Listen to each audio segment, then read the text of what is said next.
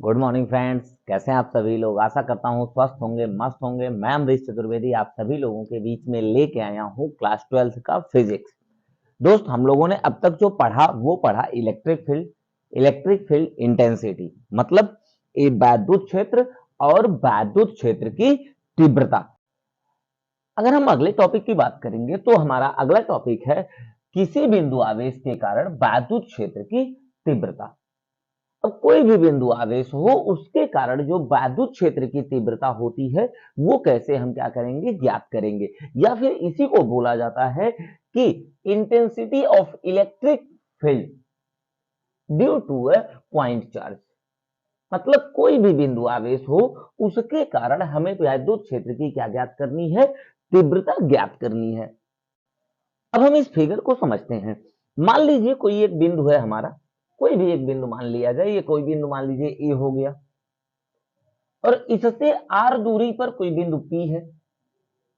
ठीक है, कितनी दूरी पर? आर दूरी पर कोई बिंदु पी है, जहां पर हमें वैद्युत क्षेत्र की तीव्रता क्या करनी है, ज्ञात करनी है।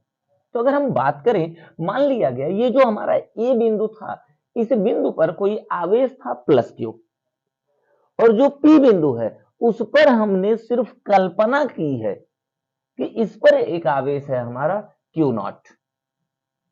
अगर इसी को लिखना हो तो हम क्या लिखेंगे? लिखने के लिए हम लिखेंगे, माना ए बिंदु पर कोई प्लस क्यू नॉट आवेश क्या है, स्थित है, तथा इससे आर दूरी पर कोई बिंदु पी है, जहां हमें वैद्युत क्षेत्र की तीव्रता क्या करनी है, ज्ञात करनी है। अगर हम बात करें और केवल कल्पना करें, ये जो बिंदु पी है इस पर कोई प्लस क्यू नॉट आवेश क्या है, स्थित है, तो हमने एक फॉर्मूला पढ़ा था कूलॉम के नियम के अनुसार। एफ बराबर हमारा फॉर्मूला क्या होता है, 1/4 pi epsilon not Q1 into Q2 बटे आर स्क्वायर। अब Q1 की जगह पे कितना था, प्लस क्यू था। Q2 की जगह पे कितना था, क्यू नॉट था। तो हमारा फॉर्मूला हो जाएगा एफ बराबर 1/4 pi epsilon not Q1 into Q2 बटे आर स्क्वायर। हम जानते हैं कि क्या जानते हैं हम लोग, हमारा फॉर्मूला होता है E बराबर एफ अपान क्यू नॉट। मतलब E का जो फॉर्मूला होता है वो क्या होता है, वैद्युत क्षेत्र बराबर, अभी पिछला जो पॉइंट हम लोगों ने पढ़ा था उसमें पढ़ा था ना कि E बराबर हमारा फॉर्मूला होता है एफ अपान क्यू नॉट। अगर हम पहले वाले को समीकरण नंबर 1 मान लें तो समीकरण ए से अगर एफ का मान यहां रखें तो हमारा फॉर्मूला क्या हो जाएगा, अगर हम देखेंगे तो 1/4 pi epsilon not Q into Q not बटे आर स्क्वायर, और पूरे के बटे क्या हो जाएगा हमारा, क्यू नॉट हो जाएगा। अच्छा, क्यू नॉट से क्यू नॉट क्या हो गया हमारा, कैंसिल हो गया। हमारा फॉर्मूला क्या बचा, ई बराबर 1/4 पाई एप्सिलॉन नॉट क्यू बटे आर स्क्वायर। मतलब हमारा जो फॉर्मूला निकला, क्यू नॉट से क्यू नॉट कैंसिल हुआ तो बचा क्या हमारा, 1/4 पाई एप्सिलॉन नॉट क्यू बटे क्या बचा, आर स्क्वायर। और ये वैद्युत क्षेत्र की तीव्रता है। तो वैद्युत क्षेत्र की जो तीव्रता होती है इसका मात्रक क्या होता है, न्यूटन प्रति कूलम।